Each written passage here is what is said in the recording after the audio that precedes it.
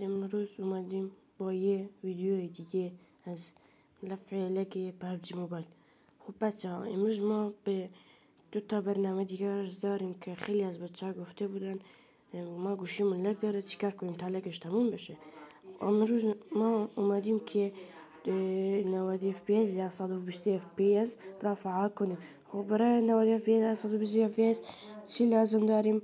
به برنامه شیزوکو که اینجا مشاهده میکنید این برنامه، و به این برنامه که اسمش 90 FPS است میتونین از روی فروشگاه هم نصبش کنید. هم شیزوکوش هم میتونین از روی فروشگاه هم نصب کنیم. خب بچه های گلم، امروز ما میریم داخل این برنامه شیزوکو. بعد میریم روی این پارنینگ، این قسمت رو که دیوپر اپتینوس را میزنیم و بعد میریم داخل اینجا. بچه این ویدیو رو گذاشتم، این فلشه را حتما روش کلیک کنید، این گزینه رو تایید کنید و این صفحه را قفل نکنید، این هم روشن کنید، گزینش رو به رسانه‌های خود کارت سیستم این هم روشن کنید، این اشکال ضدیابی ویز این هم روشن کنید، نصب از طریق ویس بیب این هم روشن کنید. پس اینجا میبینید همه من تا پایین میرم، شما هم خودتون روشن کنید.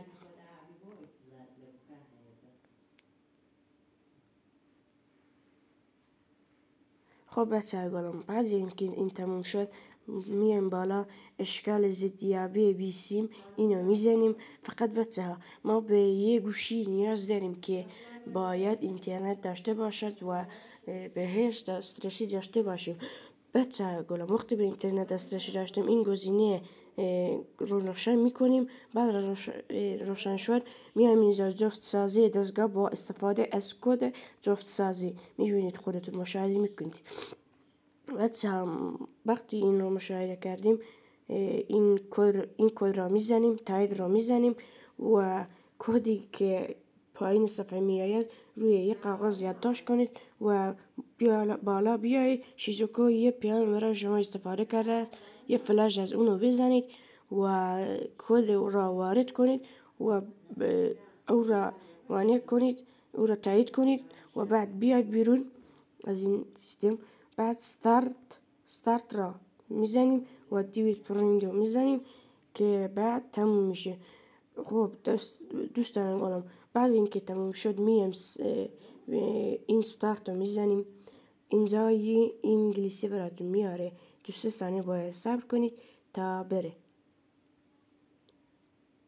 بعد میریم سراغ 90 FPS و اینجا که مشاهده میکنیم این گزینه رو میزنیم. وقتی این گزینه رو زدیم واچ تیوپر رو میزنیم و اینجا میبینید برای شما 120 FPS فعال شده است. این پرویست رو میزنیم. بعد من که انجامش دادم و اگه اون صفحه اومد این 120 FPS اومد، شما باید این 100 FPS رو بزنید، یعنی اگه 90 FPS اومد این 90 FPS رو بزنید تا 90 FPS براتون فعال بشه یا 120 FPS و اینجا مینویسه میتونید وارد گیم بشید، گیم مثلا پابجی. شما وقتی وارد پابجی تو میشید یه لحظه صبر کنید، وقتی وارد پابجی تو میشید باید برین تنظیمات تا 2-3 نکات مهم را که کلیکش کنید. یه لحظه صبر کنید، ببخشید.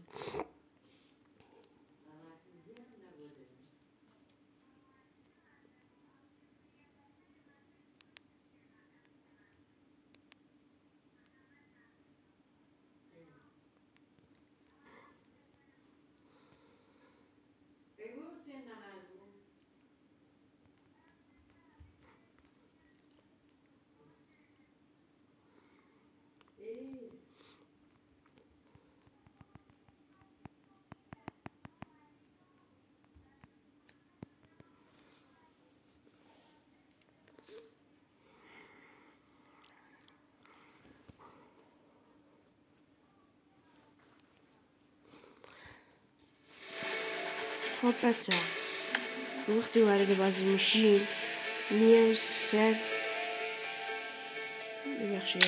میایم ستینگ پابجی، تنظیمات پابجی.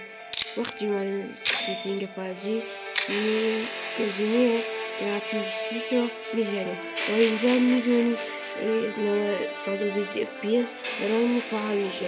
وقتی اینو بزنیم کارش لگ زیاد میشه ولی اگه اینو بزنیم کارش لگ خطر میشه. دوستان عزیز، برای 120 FPS این تزیین میاد ولی برای 90 FPS نمیاد. برای 90 FPS فقط این گزینه میاد وگرنه هیچ گزینه دیگه نمیاد.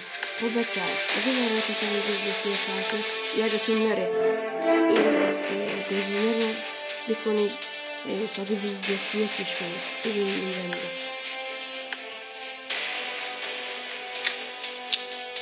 ممنون از لایک و سابسکرایبتون دوستان عزیزم. لطفا لایک و سابسکرایب یادتون نره. هر چیزی خواستید تو کامنت ها بهم بگید. خدا نگهدار.